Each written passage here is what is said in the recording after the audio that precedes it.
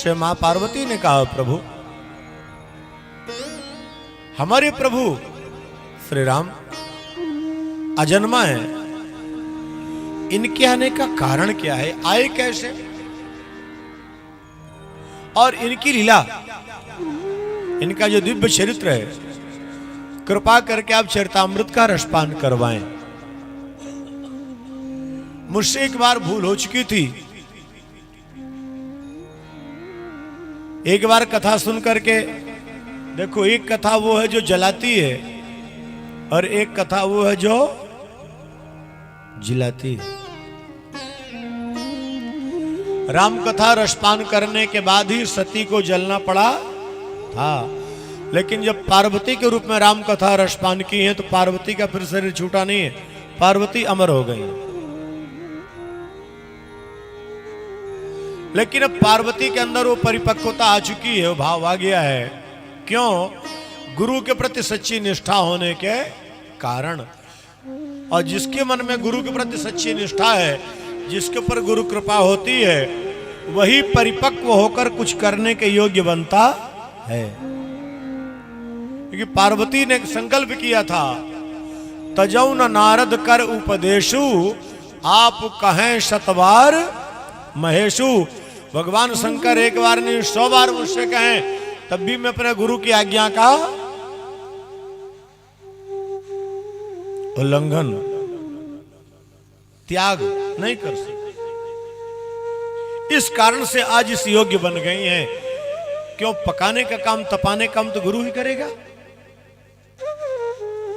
मिट्टी का घट बनाने वाला, उसको पकाने वाला कोई और होता है, और रस भरने वाला उसमें कोई और होता है। इस घट में रस भरेंगे परमात्मा, लेकिन पकाने के काम तो गुरु का है। शंकर जी समझ गए ये इस योग्य अब है। अब यहीं से राम कथा प्रारंभ होती है। बाबा ने क्या लिखा है?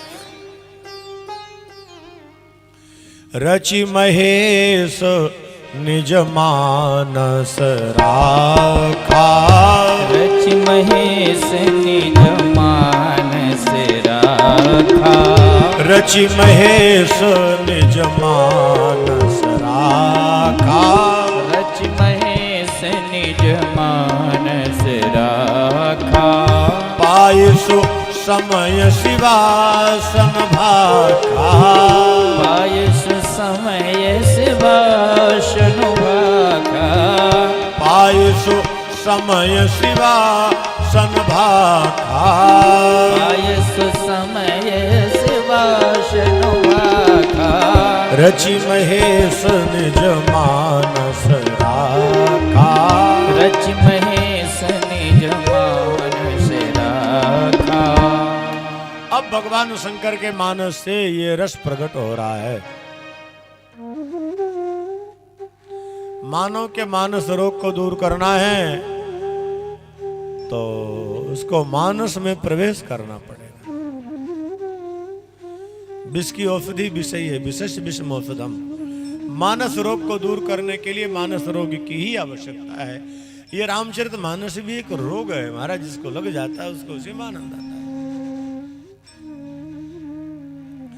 जिसकी जैसी आदत, जिसको जैसा रोग लगता, बोले महाराज इसकी तो आदत हो गई, इसको यही अच्छा लगता है, कुछ भी करो। जैसे गलत वस्तु का सेवन करने की किसी को लत लग जाए, कितने समझाओ मानता नहीं है, वही काम करता है। उसी प्रकार अच्छे कार्य में जिसकी रुचि हो जाती है, उसको कोई कितने मना करे फिर वो मानता, उसकी आदत हो जाती है। तो मानस रोग हमारे आपके मन का जो रोग है, इसको ठीक करने के लिए, दूर करने के लिए भी हमको आपको मानस रोग की आवश्यकता है। लेकिन भगवान की कथा में थोड़ा सा 2 बातों पर विचार करना चाहिए। एक को आने मत दीजिए और एक को जाने मत दीजिए। आए कौन नहीं? निद्रा देवी। यानी कथा में नहीं जरूर आती है, जमाई आएगी निद्र भी आएगी। कथा में निद्रा देवी को आने मत दो और मणि राम को बाहर। तन से तो बैठे रहते पर मन भाग जाता है। ये मन की बड़ी समस्या है महाराज, ये कब कहां भाग जाए कुछ पता। शरीर से बैठे हैं, अब मन घर चला गया है कि रिश्तेदारी घूम रहा है कि कहां घूम रहा है कुछ पता ही नहीं है। और जब तक ये मन नहीं बैठेगा तब तक समझेगा हमारे आपके जीवन में जो समस्या है उसके मूल में मन ही तो है। मन है मनुष्याणाम कारणम बंध मोक्षे।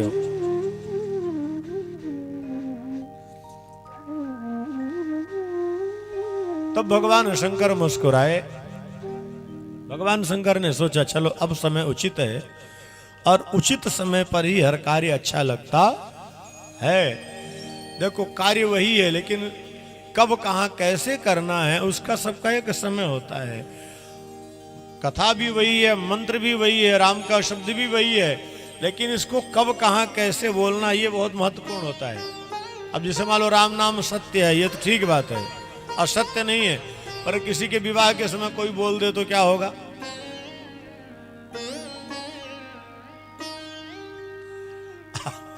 राम नाम है तो सत्य गलत तो नहीं है, पर बोलने का स्थान गलत था, उसका समय गलत था।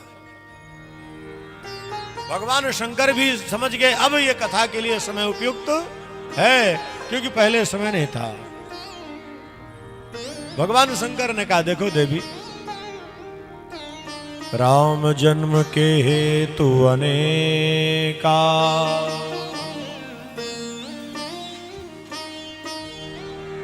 राम जन्म का हेतु कोई एक दो नहीं कई है। स्वयंभुव मनो अरुषत रूपा, जम्भो मन अरुषत रूपा, जगते भई नर श्रेष्ठ अनुपा, जिनते भई नर श्रेष्ठ अनुपा। एक तो ये है और दूसरे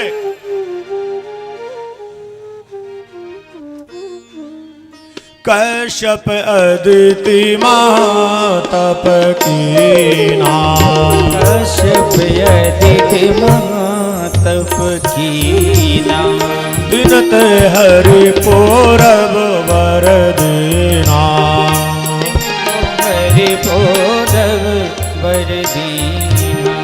कश्यप अदिति महातप कीना, कश्यप अदिति महातप कीना।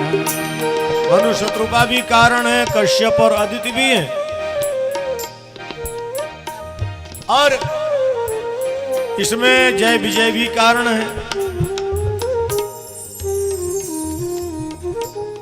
राजा प्रताप भानु भी कारण है।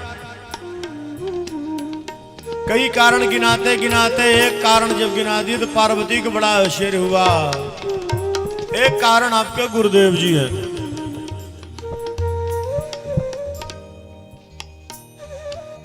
हमारे गुरुदेव? बोले हाँ, एक कारण आपके गुरुदेव नारद जी भी हैं। भगवान के आने के लिए नारद भी कारण बने हैं। नारद भी तो पार्वती को बड़ा आश्चर्य हुआ, मेरे गुरु कैसे बन गए। अब उनके मन में बड़ी जिज्ञासा हुई, कारण क्या है, ऐसा कैसे हो सकता है। जय विजय सनकादिकों का श्राप जय विजय को मिला, 3 बार तुम्हारा पतन होगा।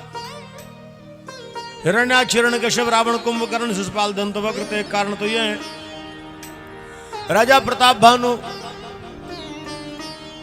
कालनेमी के चक्कर में पड़ गए बेचारे, उनको श्राप मिला। तो लेकिन अलग अलग रूपों में, अलग अलग भावों में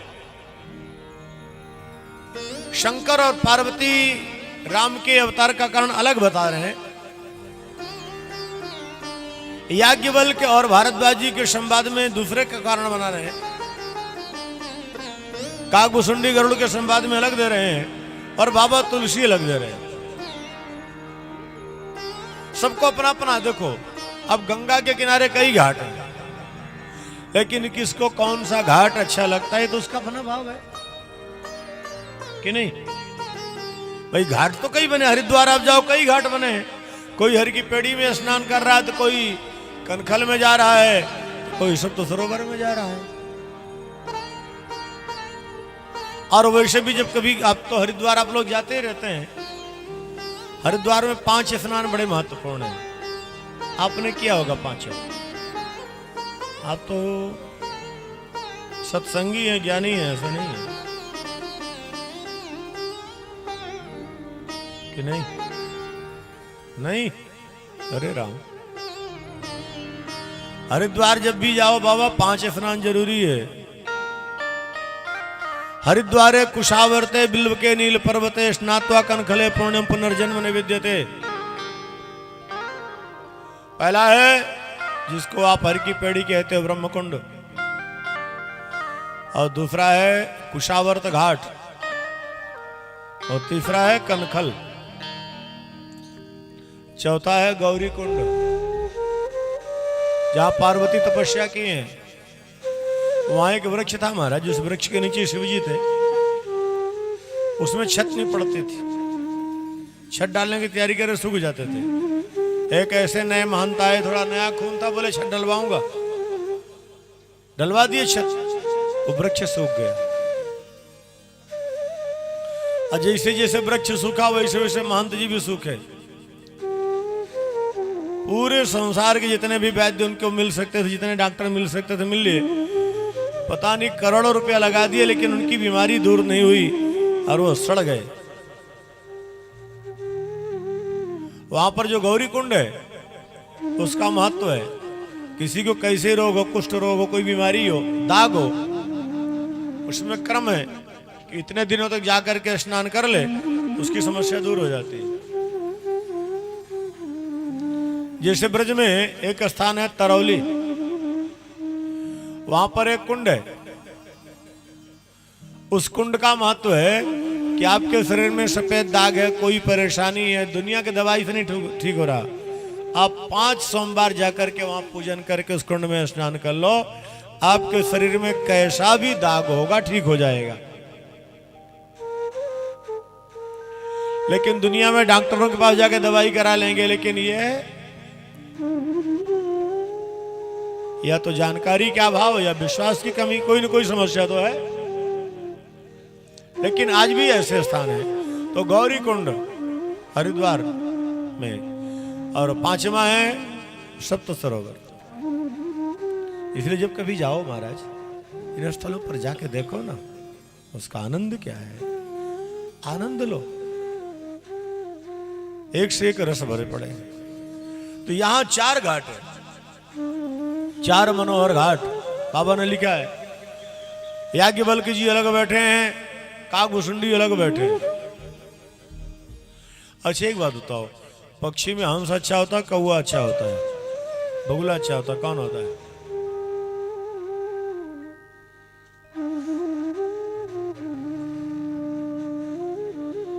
मान लो किसी से कहा जाए पक्षी बनना है, तो हंस बनना चाहोगे, कौवा बनना चाहोगे, क्या बनोगे? प्रभाकर जी क्या बताएंगे, त्रिपाठी जी बताएं।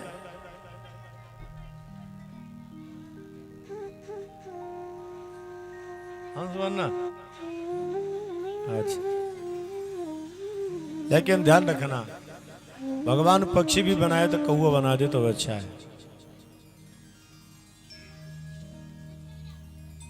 काकभूषुंडी कौवे बन के तो आए हैं ना, लेकिन काकभूषुंडी और काली नाग ये कोई सामान्य नहीं, ऋषि है दोनों। एक दूसरे के श्राप से कौवा बने थे और एक काली नाग बने थे।